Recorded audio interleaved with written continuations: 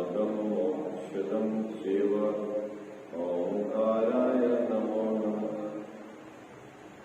मंगलम बलवान वीरो मंगलम गौतमो गणी मंगलम कुंद कुंदार्यो जैन धर्मोस्तु मंगलम सर्वमंगल मांगल्यम सर्वकल्याणकारकम प्रधानम सर्वधर्माणां जैनम जयतु शासनम जैनम जयतु शासनम जैनम जयतु शासनम। नमः श्री समयसाराय स्वानुभूत्या प्रकाशते चित् स्वभावाय भावाय सर्वभावान्तरे सिद्धे वंदितु सर्वसिद्धे ध्रुवच मनोमंगलिं पत्ये मोक्षामि समय पाहुण मीणमुषु केवली मणिदम। इस भवतरु कामोलिक ज्ञानहु मिथ्या आत्मो कर निर्मूल अब करिए मोक्ष करिए मोक्ष। जय बोलो देव शास्त्र गुरु की।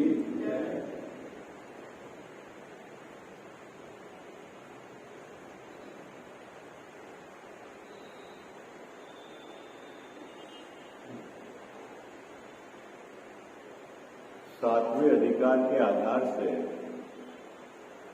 निश्चयाभासी मिथ्या दृष्टि की स्वच्छंद प्रवृत्ति का निषेध, यह प्रकरण अपन विचार कर रहे हैं। निश्चयाभासी मिथ्या दृष्टि में पूजन आदि जितने भी पुण्य भाव है, शुभ आश्रम है, आगम में अध्यात्म में जिन भावों को आश्रम बंद के भाव समझाए थे, जिन भावों को हे उपाय में हे समझाए थे, यह उन भावों को होने ही नहीं देना चाहिए। देखो बात समझना, भाव धर्म नहीं है, ये बात तो सच्ची है। क्या पुण्य भाव धर्म नहीं है, ये बात भी सच्ची है। और पुण्य भाव धर्म का कारण भी नहीं है, ये बात भी सच्ची है। क्या बात, दो बातें क्या हो गई? पुण्य भाव धर्म भी नहीं है और धर्म का कारण भी नहीं है, ये बात भी सच्ची है। तीसरी बात जो एक अपने को कि ऐसा होने पर भी ज्ञानी धर्मात्मा के जीवन में पुण्य भाव पाए जाते हैं। एक ही तीसरी बात है, ये अपने को अच्छे से समझ ज्ञान, उनके जीवन में ये पुण्य भाव पाए जाते हैं। तो अभी क्या चक्कर है? जो ज्ञानी धर्मात्मा पुण्य भाव को हे जानते हैं, है ना, धर्म नहीं मानते हैं, उनकी परिणति में भी पुण्य भाव शुभाश्रम भाव पाए जाते हैं। तो क्या इस बात को समझना है अपने को? देखो निश्चयाभासी मिथ्या दृष्टि ने क्या सर्वथा उन भावों को उड़ा दिया। उसकी भूमिका कैसी है? अभी उसकी भूमिका मिथ्यात्व की है, ठीक है। अब मिथ्यात्व की भूमिका में उपयोग शुद्धोपयोग तो रह नहीं रहा है, अभी तो उसको हुआ ही नहीं है, एक भी बार आत्मानुभूति हुई नहीं है। क्या कहा जाए, ठीक है। तो अभी धर्म तो उसके है ही नहीं। किसके? निश्चयाभासी मिथ्या दृष्टि के धर्म तो अभी है नहीं। ओके, अब दो ही उपयोग लगेगा, तो शुभ में जा रहा है या अशुभ में जा रहा है। ओके, अगर शुभ उपयोग तो नहीं होने देना है, क्योंकि ये तो है, तो उसने उसको उड़ा दिया, पूजन को उड़ा दिया, स्वाध्याय को उड़ा दिया, तीर्थ यात्रा को उड़ा दिया, दान आदि के परिणाम को उड़ा दिया, उसने सबको उड़ा दिया। क्योंकि ये तो सब क्या है, ये सब है। तो फिर उसके पास क्या बचा? क्या बचा उसके पास? अशुभ उपयोग बचा। हाँ? तो देखो, श्रद्धा के लेवल की बात अलग है और पर्याय से उसका मिटना अलग है, ठीक है ना? ये दोनों बातें अपने को बराबर समझनी पड़ेगी, ठीक है? निकालिए पेज नंबर 216, जो पैराग्राफ अपन ने छोड़ा था उस पर अपन विचार करते हैं।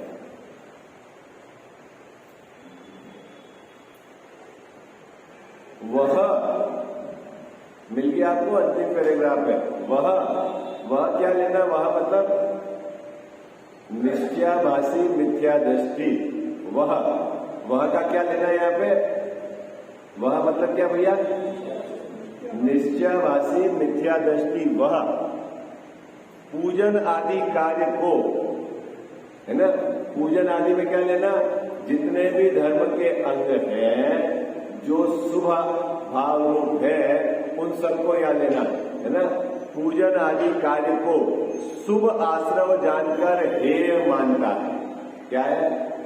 उससे पुण्य का बंद होगा और वह छोड़ने योग्य बात है, नहीं करना है। क्या नहीं करना है? पूजन के भाव नहीं करना है, क्योंकि वो तो शुभ भाव है, पुण्य का बंध है। दया दान के भाव नहीं करना है, क्योंकि वो तो पुण्य बंध है। कहां से पढ़ा उसने? कहां से? आगम से। आगम से आचार्य देव ने जिनको शुभ भाव आश्रव बंध कहा था, है ना, हे उपादेय का निर्णय कराने की बात कही थी, वहां इसने इसको पढ़ा और उसने क्या माना कजावत साहब? होने ही नहीं चाहिए।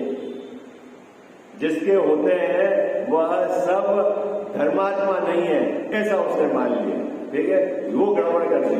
वहां आचार्य देव ने ऐसी बात नहीं की थी, वहां तो श्रद्धा का श्रद्धेय क्या है वो समझाना था।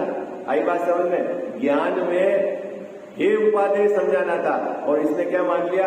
सर्वथा होने ही नहीं चाहिए। अब उस बात को यहाँ टोडरमल्ली साहब स्पष्ट कर रहे हैं। क्या कह रहे हैं? सो यह सत्य ही है। क्या कहा? क्या सत्य है? पूजा का परिणाम शुभाश्रव है, ठीक है, और है, इसमें तो कोई गड़बड़ नहीं है, ठीक है। परंतु यदि इन कार्यों को छोड़कर शुद्धोपयोग रूप हो तो भला ही है। क्या कहा? किन कार्यों को छोड़कर? शुभ आश्रम के भावों को छोड़कर यदि तेरा सदुपयोग रूप परिणमन हो रहा है तो भला ही है। पूजा छोड़कर यदि तू सामायिक में ध्यान कर रहा है, भला ही है। तीर्थ यात्रा छोड़कर तू ध्यान कर रहा है, भला ही है। क्या भाई साहब बात पकड़ना है? क्यों भला है? क्यों भला है बाबूजी?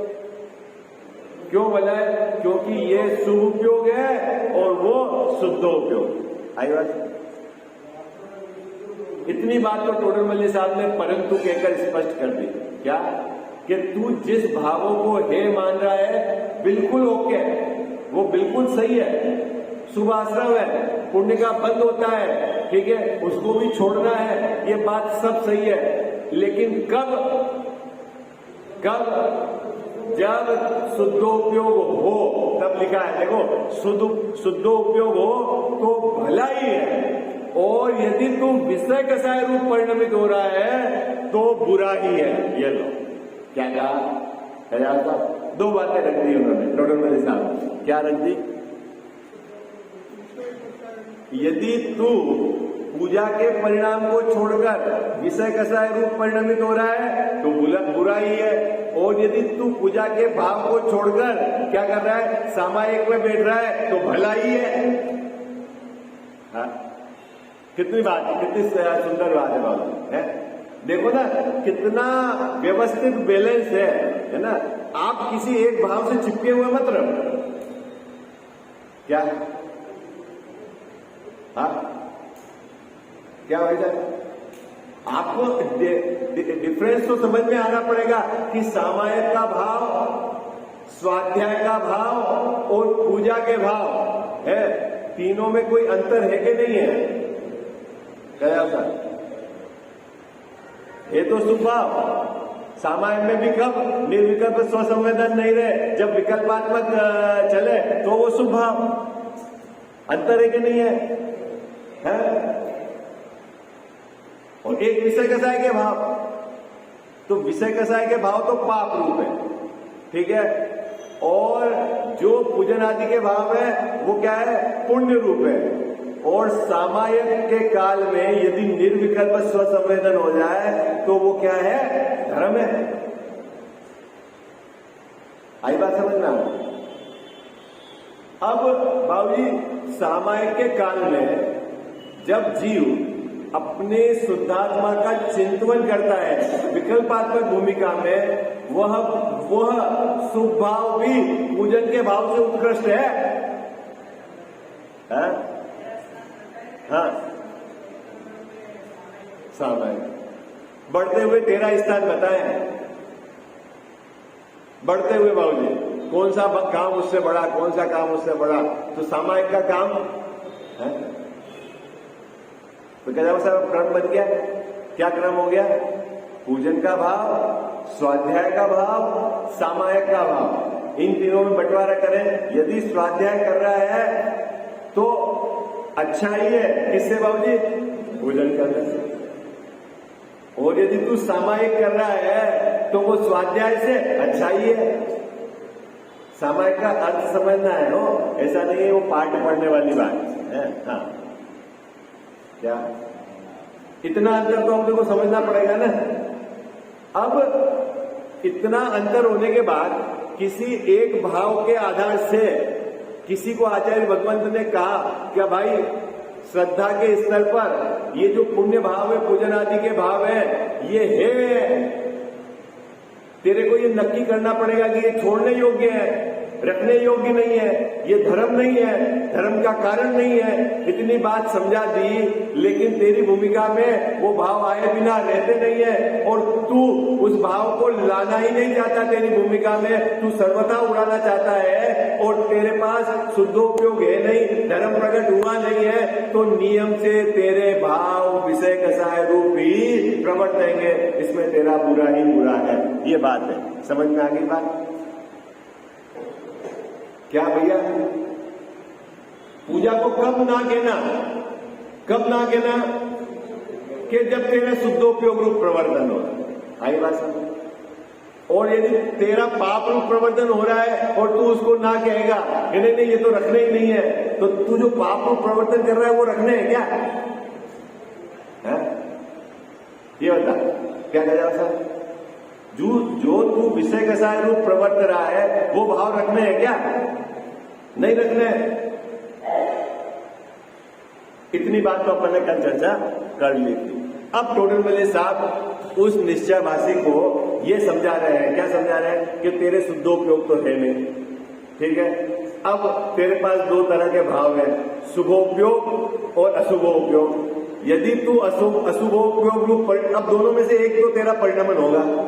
3 प्रकार के भाव होते हैं, शुद्ध, शुभ और अशुभ, ठीक है। शुद्ध तो है ही नहीं तेरे, अब बचे क्या? शुभ और अशुभ। अब यदि तू शुभ रूप परिणमित नहीं होगा तो नियम से तेरे क्या होंगे? अशुभ होंगे, है ना। इतनी बात तो समझ में आ गई आपको? सरल है क्या? शुभ रूप यदि तेरे भाव नहीं होंगे तो अशुभ ही होंगे। अब टोटल वाले साहब उसको समझा रहे हैं कि यदि तू पूजन आदि रूप परिणमित होता है तो क्या होता है, और यदि तू विषय कसाय रूप परिणमित होता है तो क्या होता है, ताकि तेरे को शुभ और अशुभ का अंतर तो समझ में आवे।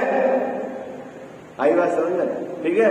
देखो क्या कहते हैं, निकालिए पेज नंबर 217। ये बहुत मार्मिक पेज है, ये 2 पैराग्राफ और उसके अर्थ को भी गंभीरता से समझना है। शुभोपयोग से स्वर्गादि हो, क्या होगा? क्या होगा गजावत साहब? शुभोपयोग से स्वर्गादि हो, है? मोक्ष नहीं होता, क्या होता है बाबूजी? स्वर्ग होते हैं। किससे? शुभोपयोग मतलब पूजा के भाव से, दान के भाव से, तीर्थयात्रा के भाव से, जो मन कसाय के भाव है उससे क्या होगा? स्वर्ग आदि होंगे, ठीक है। एक बात, दादी जी दूसरी बात बहुत मार्मिक है जो अपने को समझनी है। अथवा भली वासना से, क्या लिखा है भाई साहब? भली वासना से या भले निमित्त से कर्म के स्थिति अनुभाग घट जाए। ये क्या हुआ? भली वासना क्या है ये बताओ है बाबू जी? क्या साहब क्या है भली वासना? अभिप्राय सही हो। बाबू जी क्या है? हाँ भली वासना नहीं, देखो मैं समझाता हूं। एक बात समझो बाबू जी, दो जीव है। बहुत मैं आपको बहुत हल्का उदाहरण दे रहा हूं लेकिन आपको एकदम पकड़ में आ जाएगा। क्या जैसा? दो जीव है। एक जीव के मात्र मोक्ष की अभिलाषा है ना? मात्र मोक्ष की अभिलाषा है और वह अशुभ में जाना नहीं चाहता है। अभिलाषा क्या है? शुद्ध रूप परिणमन करने की, लेकिन शुद्ध रूप परिणमित नहीं हो पा रहा है तो वो जिनेंद्र भगवान की पूजा में उसका उपयोग लगा हुआ। तो उसकी वासना क्या है? उसकी वासना क्या है? भली वासना। क्यों भली वासना है? भली वासना क्यों है? कि उसको स्वर्ग नहीं जाना। भली वासना क्यों है? कजावत साहब है? परिणाम तो उसका पुण्य का है, उस पुण्य भाव से मिलेगा तो स्वर्ग, लेकिन वासना क्या है? मुझे तो मोक्ष में जाना। आई बात समझ? मुझे संसार में परिभ्रमण नहीं करना, मैं अपने उपयोग को अपने स्वरूप में टिका नहीं पा रहा हूं और मुझे पापों में नहीं जाना है। इसलिए पंच परमेष्टि भगवंतों के प्रति मेरे अनुराग गुणानुवाद का भाव आता है और इस भाव से स्वर्ग मिलेगा, लेकिन मेरे को स्वर्ग की आशा नहीं है। आई बात? और एक जीव भगवान की पूजा करता है, कसाई की मनता है और वो ये चाहता है कि मेरे को स्वर्गाधिक मिल जाए, बाहर में मेरे को आगे भाव में वैभव मिल जाए, पुण्य का उदय आएगा। उसकी वासना भली नहीं है। बात पकड़ में आ गई क्या? अंतर समझ में आ रहा है कि नहीं आ रहा है? तो देखो मार्मिक बाबू कितना जबरदस्त टर्निंग पॉइंट है? दोनों जीव पूजा कर रहे हैं, दोनों जीव शांतिनाथ भगवान की पूजा कर रहे हैं, जिनेंद्र भगवान की, यही मंदिर में दोनों खड़े रह के कर रहे हैं। दोनों के अष्टद्रव्य एक जैसे हैं। एक की भली वासना है, वो स्वर्गाधिक नहीं चाहता। क्या कह साहब? अंतर समझ में आ गया? यही तो पेच है। भली वासना किसको कहना? हाँ? उसको संसार में परिभ्रमण या मेरे को पुण्य का उदय मिल जाए, बाहर में सामग्री हो जाए, मेरा यश हो जाए, ऐसी भावना नहीं है। क्या भावना है सर भैया?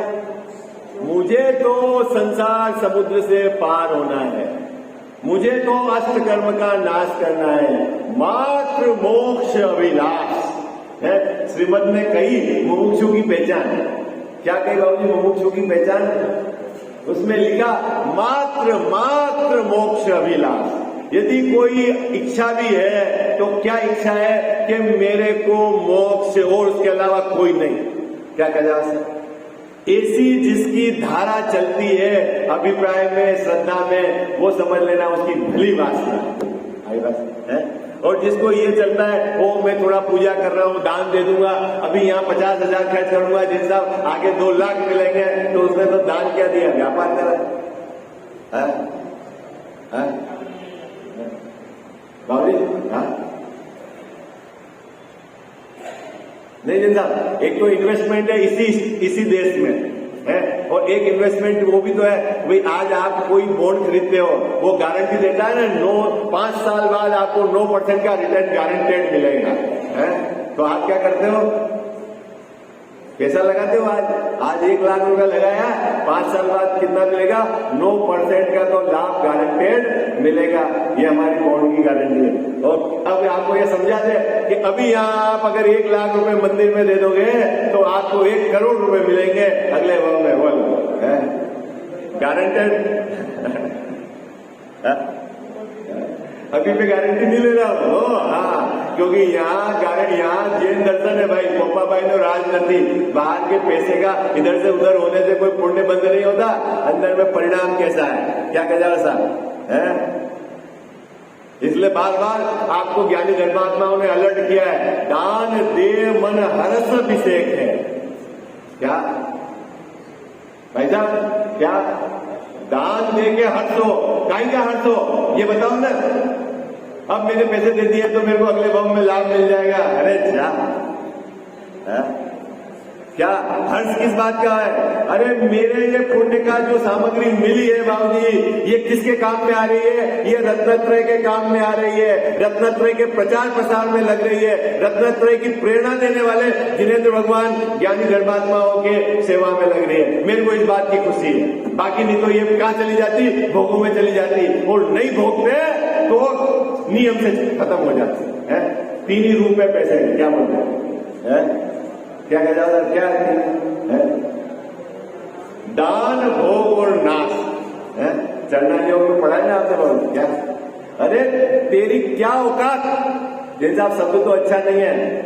चक्रवर्ती भी उसके 7वीं पीढ़ी मांग के खाती है, तू कितनी की व्यवस्था कर देगा? आई बात सर है?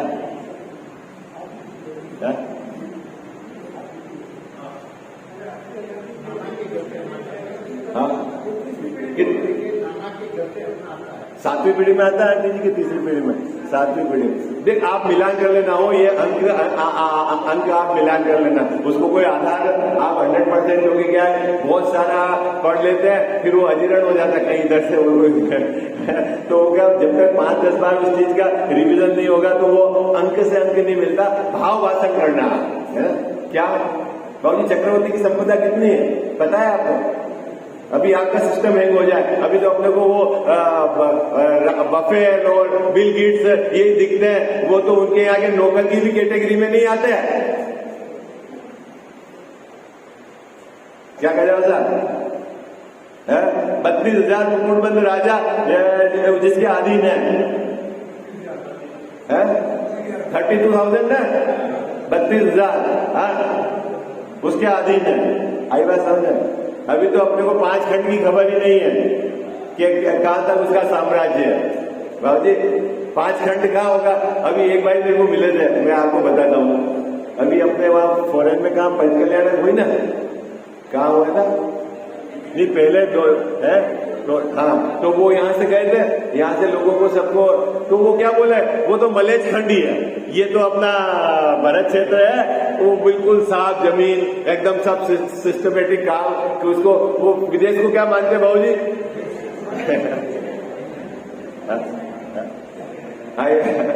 भैया वो मलेच खंड नहीं है। आई बात मलेचखंड कहाँ जाना पड़ेगा बाबूजी? वो जो पर्वत है ना आपको, उसको क्रॉस करके जाना पड़ेगा। तो 2 नदियां करके 6 भाग होते हैं इसके, वो तो कौन क्रॉस करे? महापुरुषों के पावन की बात है, जा ही नहीं सकते। चक्रवर्ती जा सकते ना, वो पावरफुल है। हाँ, उसके साथ चक्रवर्ती के साथ जैसे आज उनकी सेना के कोई 2-4 वो जाति आगे लीडर हो, तो बाकी तो उस पर्वत को कौन पार करे, उस गुफा को कौन पार करे? वो ताकत ही कहाँ है? भाला फेंकता है ना, भाला गजाव साहब कहां फेंकता है चक्रवर्ती, उसके बाजू की ताकत देखी आपने? अभी तो वो 100 मीटर भाला में कूद रहे हैं, झूम रहे हैं स्वर्ण पदक वाले। आपको पता है कितना? कौन सा 100 मीटर भाला, वो भी लकड़ी का, और चक्रवर्ती यहां से भाला फेंकता है तो वो विजय पर्वत क्रॉस कर दे रहे। आई बात समझे? अभी बाजू में दम देगा आपने? बाबूजी संपदा कितनी, उसके रत्नों की रक्षा करने के लिए वेंतर देव है। आई बात समझ? किसकी ड्यूटी है? किसकी? देवों की ड्यूटी है उसकी रक्षा करने के लिए। आई बात समझ में? ऐसे परिवार के अंदर जैसा 7वीं पीढ़ी वाले बिल्कुल क्या हो जाते हैं, नाना नानी सामग्री देते हैं तो भोजन होता है। तू किस विराग में है कि मैं अपने बच्चों की कर लूंगा, पोतों की कर लूंगा? धोखे में मत रहे, तू अपनी कर ले। हाँ, 9,000 दे, 14 रत्न की रक्षा के लिए 14,000 दे और 9 निधि के लिए 9,000 दे। इतनी दी ड्यूटी है उनकी। आई भाई साहब, अपन किस गुमराह में है? क्या जुगाड़ में बाबूजी है? बच्चों का कर लो, पोतों का कर लो, फिर ऐसी व्यवस्था कर दूं कि इनको दिक्कत नहीं आएगी। अच्छा, तू उनके पुण्य की व्यवस्था भी तेरे हाथ में समझता है? तेरी व्यवस्था करी देने कि अगले गांव में नरकों में डंडे खाने पड़ेंगे तो? बाबूजी अपनी व्यवस्था तो नहीं करी और बच्चों की व्यवस्था की इसको बहुत टेंशन है।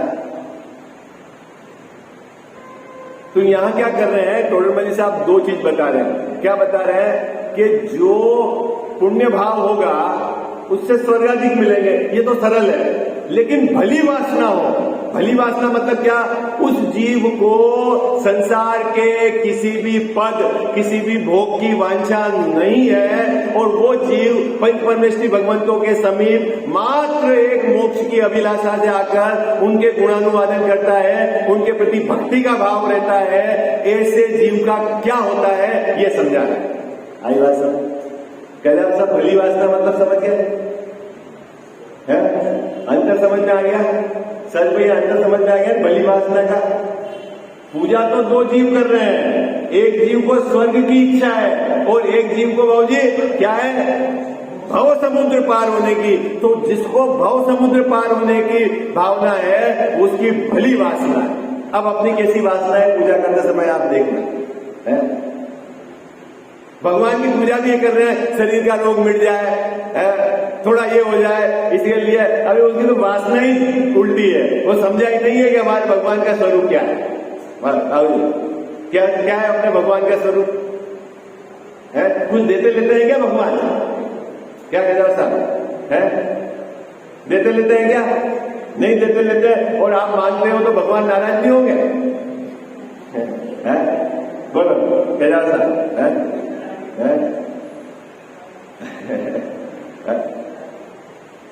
कोई सांसारिक इच्छा, उसके प्रयोजन यदि आप अनंत भगवान की पूजा करते हो तो समझ लेना आपको पुण्य बंध भी नहीं हो रहा। आई बात?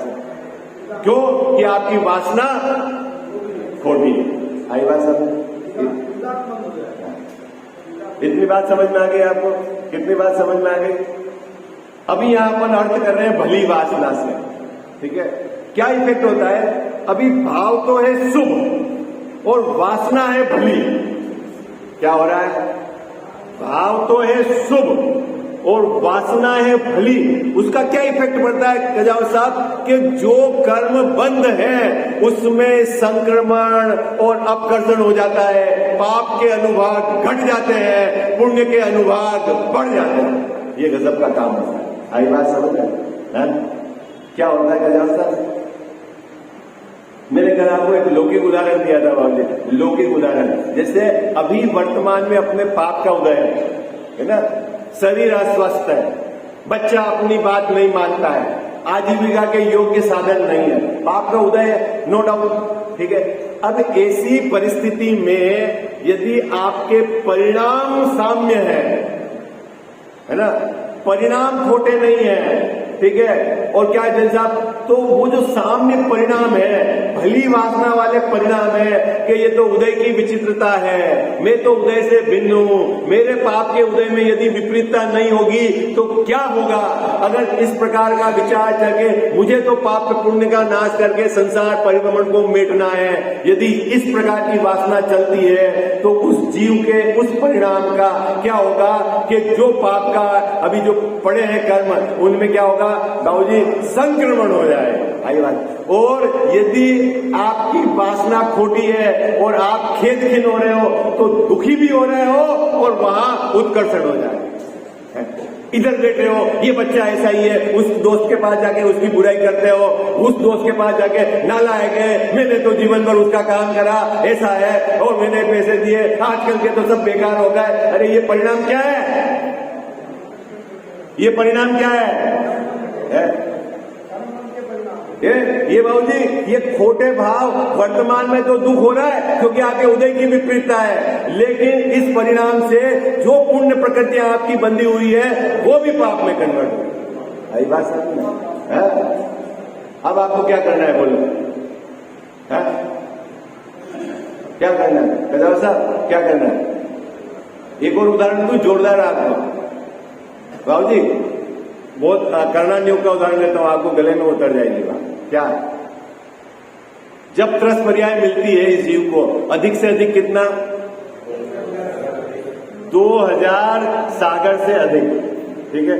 और मैं आपको गणित बता देता हूं, 2000 सागर में 1260 या 1240 जो भी आप देखना, 1300 1200 जो भी आप देखना, उतना सागर तो नियम से वह देव होगा। स्वर्ग में भी कौन सा देव?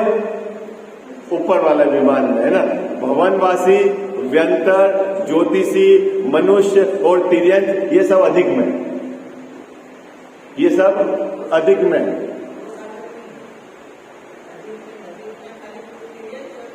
ठीक है, मेरे ऐसा एक जगह पढ़ने में आया, अधिक में उन्होंने भवनवासी, व्यंतर और ज्योतिषी को भी लिया है। ऊपर वाले में 1260 या 1240 और नरक उसका तो 640 है।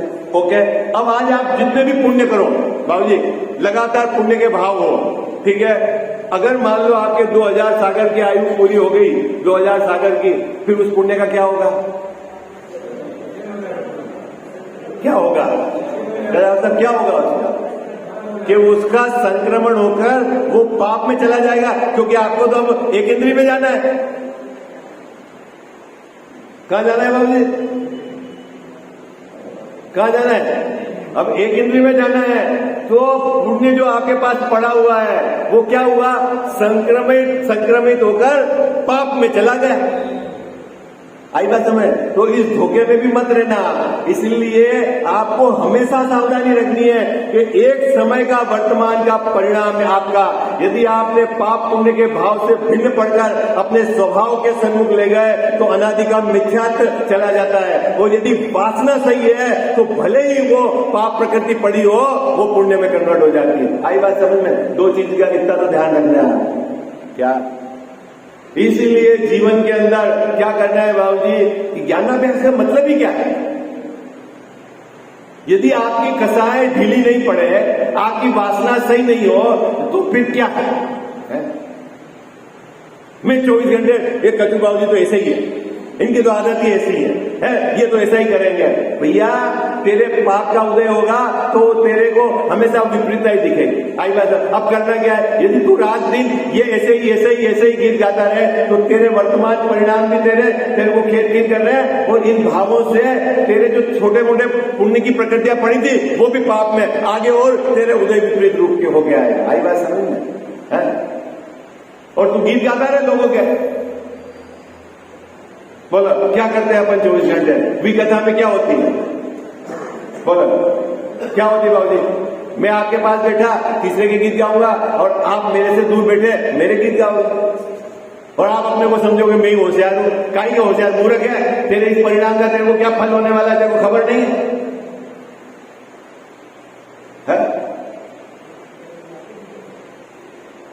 अरे कर्णानियों को समझ में आ रहा है क्या? क्या कर्णानियों को समझ में आ रहा है क्या? क्या समझे आप बताओ? अपने को क्या सावधानी रखनी है? बोलो क्या सावधानी रखनी है?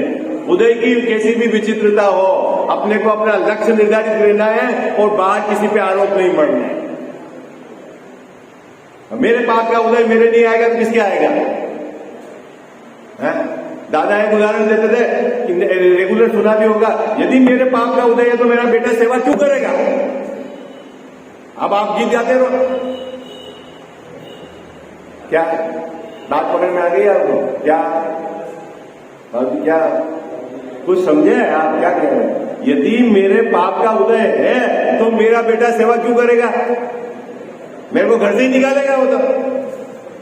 बेटे ने निकाला कि मेरे उदय की ऐसी विचित्रता थी, और फिर बाहर निकलते समय तू गीत गाता रहेगा तो उससे तेरा क्या भला होने वाला है? वो तो तेरे उदय की विचित्रता नहीं, देखो बाहर ही निकलना है घर से। तो समाज की व्यवस्था सब बिगड़ जाएगी। तेरे ठेका ले रखा है समाज सुधारने का, खुद तो सुधर नहीं रहा है।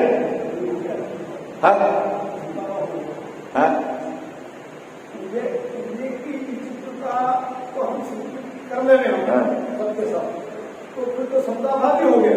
तो करो ना, क्या दिक्कत है? जैसे ही कल्याण हो फिर तो कल्याण हो ही गया। आज नहीं करके क्या कर रहे हो ये तो बताओ बाबू जी। ये समझ में नहीं आता तभी तो भ्रमण कर रहे हैं ना। अगर आप देखो, आप कितनी कोशिश से शरीर स्वस्थ रखना चाह रहे हो जैन साहब, और शरीर अस्वस्थ है, क्या करो आप? क्या करोगे आप? है वो आपके हाथ की बात है क्या? ठीक है, ऐसे जगत में मेरी सब जगह प्रशंसा हो और तेरे अपयश का उदय है तो क्या करेगा तू? बोलो। हाँ, पूरा जगत तेरी निंदा करेगा। तू भले कितना भी काम कर रहा हो, जगत तेरी निंदा करेगा। क्या? हाँ भाई साहब, भले 2 साल से आप लगे हुए हो मंदिर में, यदि अपयश का उदय होगा तो कहेगा पैसे बिगाड़ दिया इन्होंने माइंड में जाकर। यहाँ क्या कर लोगे आप? हाँ? अब एक तो ये कि उसके लिए नाराज हो जाओ जो कह रहा है, उससे आप दूरी बना लो। अब उसकी बार बार निंदा करो लोगों के बीच में, तो वो परिणाम तेरे और पाप का उदय लाएगा। इतनी तो बात समझ लो। तेरे पुण्य प्रकृतियों को वो पाप में कन्वर्ट कर देगा। तो क्या करना है? तो तू तेरी ये स्वाध्याय का फल क्या है? अरे उदय की विचित्रता है, उसमें मेरे को समता भाव रखना है। मेरे पाप का उदय में वो मेरी बुराई नहीं करेगा तो क्या करेगा बताओ?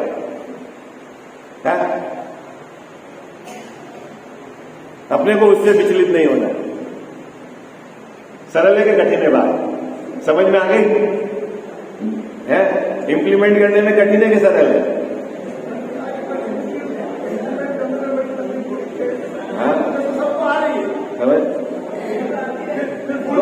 आप क्या समझ रहे हो कि कोई चीज याद करके सुना देना इसका नाम धर्म है क्या? है? धर्म किसका नाम है? अपने जीवन में कितना उतरा है, कितनी आप गहराई से विचार करके उसको स्वीकार कर रहे हो। बहुत मार्मिक बात लिखी है टोडरमल्ली साहब ने यहाँ। देखो क्या क्या लिखी है? भली वासना से।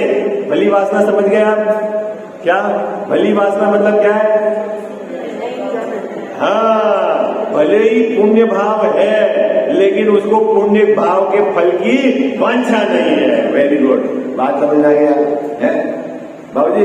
पुण्य भाव है लेकिन उसकी वांछा नहीं है। मेरे को तो क्या संसार समुद्र पार करना, इसको कहते हैं भली वासना। या भले निमित्त से, ठीक है?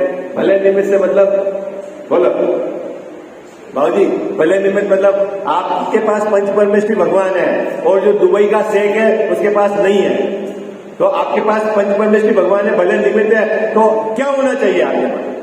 अगर दुबई का शेख भी 24 घंटे निंदा करे, परिग्रह को जोड़े, और आप भी 24 घंटे परिग्रह को जोड़ो, तो आपके पास भले निमित्त होने का क्या लाभ है? बोलो। क्या आप बोलते हैं ना कि मेरे महाभाग्य से पंच परमेश्वरी भगवान मिल गए, तो महाभाग्य से मिले तो तेने उनका क्या करा लाभ, ये बताता है? क्या करा जैसा क्या करा है? यदि तेरे पास पंच परमेश्वरी भगवान है, तेरे पास भले निमित्त है, तेरे पास विशेष जाति के पुण्य का उदय है, तो तूने क्या पाप पुण्य से भिन्न अपनी आत्मा समझी कि नहीं समझी उनके निमित्त से? ये बताते उनके निमित्त से तेरे को अष्टकर्म को नाश करने की भावना जगी कि नहीं जगी? कि तेरे को अभी भी संसार के भोगों की वांछा है? यदि संसार के भोगों की वांछा है तो फिर तेरे पास भले निमित्त का क्या लाभ? बोल बोल, क्या लाभ करेगा? अपने पास तो मायूर भगवान है तो बच्चे के लिए पहुंच गए अपन तो नहीं, जिनने शादी नहीं करी उनके पास बच्चा देने के बच्चा हो जाए, काम हो जाए, बस और कुछ नहीं चाहिए। ओ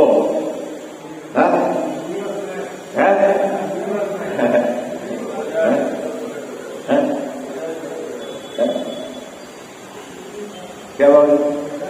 भले निमित्त का मतलब क्या है? क्या आप क्या काम कर रहे हो ये तो बताओ। आपको पंच परमेष्टि के भगवान का निमित्त मिला है, घर के पास बिल्कुल मंदिर मिला है, आप क्या काम कर रहे हो बोलो बाबू जी? खाना खाया और मंदिर आ जाओ, और फिर शाम को खाना खाने जाओ फिर मंदिर आ जाओ, तो मंदिर का लाभ है। और मेरे घर के पास मंदिर है, घर के पास मंदिर है, घर के पास मंदिर है, 5 मिनट मंदिर नहीं रहने, मन नहीं लगता है उसका, फिर क्या करना? भले निमित्त का क्या लाभ बोलो बोलो, बोलो ना भले निमित्त का क्या लाभ है? पंच परमेष्टि भगवान का क्या लाभ है? तो अभी यहाँ टोटल बली साहब कह रहे हैं कि जिस जीव की भली वासना है, भले निमित्त मिले हैं, उनका वह सदुपयोग करता है, तो क्या होता है कि जो कर्म अभी सत्ता में पड़े हुए हैं उनकी स्थिति और अनुभाग घट जाते हैं। ओहो, आई बात समझ में? क्या गजब की बात कही है। क्या होता है गजब साहब?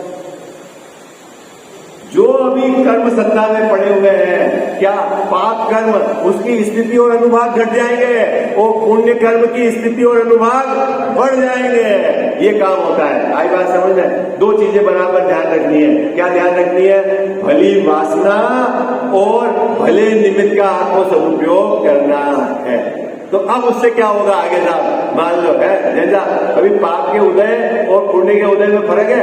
अभी तेज धारा जारी है, अब धारा ढीली हो जाएगी तो तू हाथ पांव मारेगा तो बाहर निकल सकता है। आज तेरे शरीर में रोग है, तेरे का आजीविका योग्य नहीं है। अगर तेरे शरीर में अभी उस जाति के तीव्र रोग का उदय नहीं है, आजीविका तेरे योग्य है, अब तेरे पास चांस है क्या कि तू वहां से शरीर से भिन्न पड़कर अपना जो द्रव्य स्वभाव है त्रिकाली, उसका आश्रय करके अपनी परिणति में धर्म प्रकट कर ले। एक तो ये काम कर सकता है, और एक शरीर स्वस्थ है और बाहर में 5 इंद्रिय के विषय उपलब्ध है तो तू उसको भोग सकता है। अब तेरे पास 2 रास्ते खुल गए। क्या खुल गए? है? क्या हो गया है बाबू जी? क्या हो गया है? अब तू क्या करता है तेरे ऊपर है। यदि तू समझदार है तो क्या करेगा कि भव के अभाव का काम कर लेगा। ऐसे जीव को कहते हैं कि सम्यक की प्राप्ति हो जाती है। और जो नहीं करता है अपने, तो वो क्या करता है? फिर वो मंद कसाय से 5 इंद्रिय के विषय को भोगता है और संसार परिभ्रमण चालू है। ठीक है, अब तू क्या कर रहा है तू देख ले। अपनी मनुष्य भाव की सार्थकता क्या है इसका तुम्हें विचार करना है। इसकी चर्चा अपन कल करेंगे। आपको जल्दी तो नहीं है 2-2 पंक्ति बोले आप तो एक पंक्ति पढ़ा रहे हो, क्या है?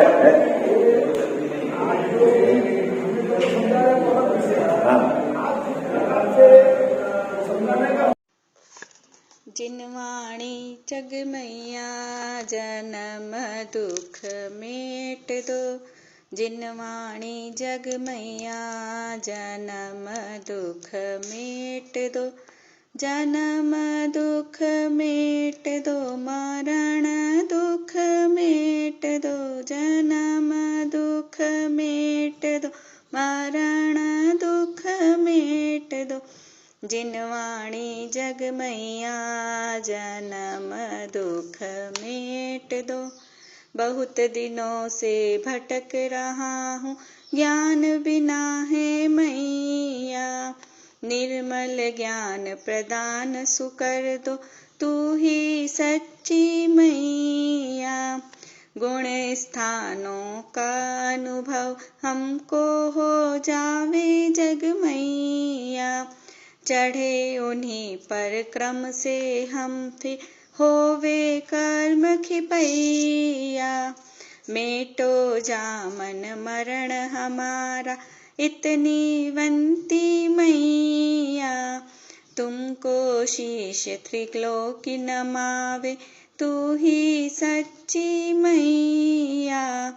वस्तु एक अनेक रूप है, अनुभव सबका न्यारा, हर विवाद का हल हो सकता साधवाद के द्वारा। जिनवाणी जग मैया जन्म दुख मेट दो, जन्म दुख मेट दो, मरण दुख मेट दो।